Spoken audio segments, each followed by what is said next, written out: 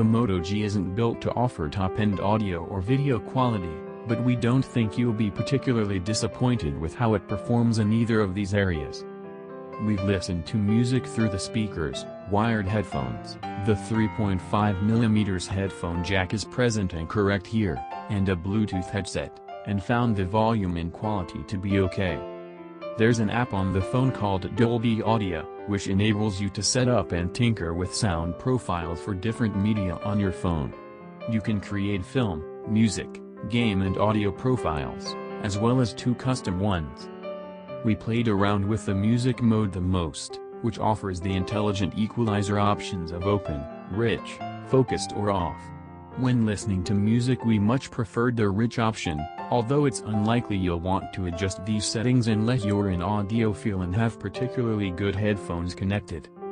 The speakers on the phone are quite powerful, but don't expect top-end audio like you'd get from HTC or Sony phones with cracking speaker tech built in. We found the quality of the screen on the Moto G6 to be satisfactory for watching video. The brightness isn't fantastic, but it's not something that's going to affect your enjoyment of the movie, TV show or clip you're watching unless you're in direct sunlight. We've played a variety of games on the G6, and while none of them looked as great as they would on top-end devices, all the titles we played ran well, without any graphics or processing issues. The new Harry Potter Hogwarts Mystery loaded quickly and played well. While it's a graphically intensive game, the action isn't particularly fast, so we also played Real Racing 3, which also ran well.